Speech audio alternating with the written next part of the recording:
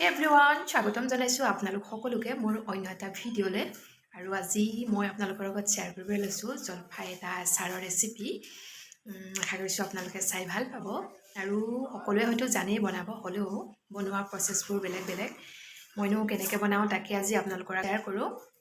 তেনেহ'লে ভিডিঅ'টো ষ্টাৰ্ট কৰোঁ আগলৈ চাই যাওক আচাৰ বনাবলৈ লোৱা জলফাইখিনি হ'ল এইখিনি আৰু এফালেও আছে এইখিনি বেছি পকা সো মই এইখিনি বনাম বুলি ভাবিছোঁ এইখিনি মানে আধা কেঁচা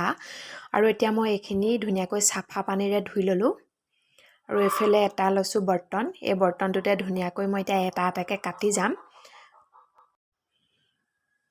মই চাৰিওফালে ধুনীয়াকৈ এনেদৰে কাটি দিছোঁ যাতে নিমখ আৰু হালধিখিনি ধুনীয়াকৈ জলফাইটোত সোমাই যায় সোমাই গ'লে খায়ো টেষ্টি লাগে সো মই এনেকৈ কাটি দিছোঁ আৰু এইফালে জুইত মই পানী গৰম কৰি আছোঁ জলফাইখিনি প্ৰথমতে ইয়াত বইল কৰি ল'ব লাগিব পানীখিনি অলপমান গৰম হ'বলৈ দিছোঁ গৰম হোৱাত মই ইয়াতে দি দিছোঁ নিমখ যিহেতু জলফাই বহুত টেঙা হয় নিমখ অলপমান সৰহকৈ লাগে আৰু ইয়াতে দিম এতিয়া মই হালধি পাউডাৰ পানীত এনেদৰে মানে দি দিলে পানীৰ লগত মিহলি হৈ যায় আৰু জলফাইটোৰ কালাৰটো খুব ধুনীয়া আহে সো মই আগতেই দি লৈছোঁ এনেদৰে এতিয়া এইখিনি মই অকণমান দেৰি উতলিবলৈ দিম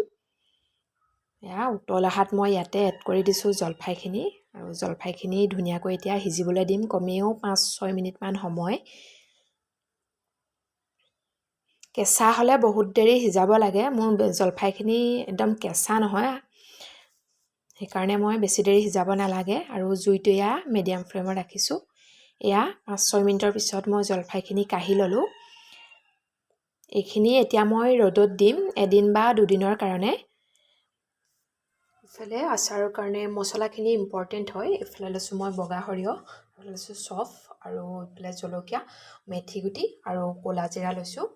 আৰু যিহেতু মই জলফাই জ্বলা টেঙা আচাৰ বনাম সো জলকীয়াটো লাগিবই এতিয়া মই এইখিনি অকণমান টাৱাত গৰম কৰি ল'ম গৰম কৰি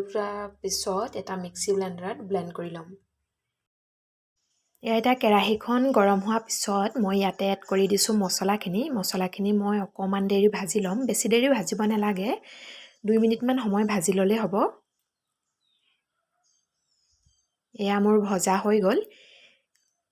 এতিয়া মই মিক্সি জাৰটোত এটা পেষ্ট বনাই ল'ম এতিয়া মোৰ মছলাখিনি ব্লেণ্ড কৰা হৈ গ'ল এতিয়া মই এইখিনি ইয়াতে লৈছোঁ একদম বেছি গুড়ি কৰি পেলালেও বেয়া এনেকুৱা অলপমান লৈছোঁ আৰু এয়া 2 দিন ৰ'দত দিয়াৰ পিছত মোৰ জলফাইখিনি এয়া ধুনীয়াকৈ ৰেডি হৈ গৈছে এইখিনি এতিয়া মই পুনৰ সেই একেখন কেৰাহীতে তেল অলপমান গৰম কৰি ল'ম তেল যিমানে দিয়ে সিমানেই ভাল আৰু মই ইমানটোৱে লৈছোঁ যদি প্ৰয়োজন হয় আৰু পিছত এড কৰি দিম এতিয়া ইয়াত মই প্ৰথমতে মছলাখিনি অলপমান দেৰি ফ্ৰাই কৰি ল'ম মছলাখিনি এনেদৰে প্ৰথমতে ফ্ৰাই কৰি ল'লে খাবলৈ ভাল হয় আৰু পটককৈ বেয়া হৈও নাযায়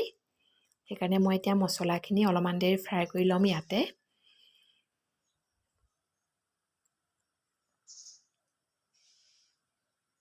আৰু ইয়াতে এড কৰি দিছোঁ মই হালধি মই বইল কৰোঁতেও দিছিলোঁ অকণমান কম হৈছে সেইকাৰণে মই আকৌ অকণমান এড কৰি দিছোঁ আপোনালোকে চাই ল'ব এয়া এইখিনি কমেও 2 মিনিটমান সময়ৰ কাৰণে মই এতিয়া ফ্ৰাই কৰি ল'ম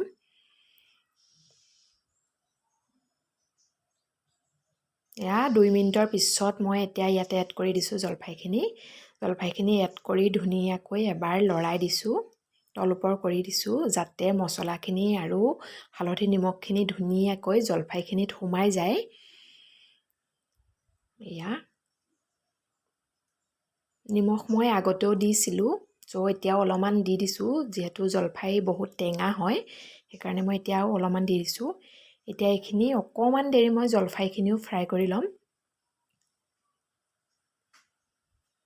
এয়া মোৰ জলফাইখিনি নমোৱাৰ পিছত এনেকুৱা হৈ গ'ল কালাৰটো এনেকুৱা আহিছে খুব ধুনীয়া এটা গোন্ধ আহি আছে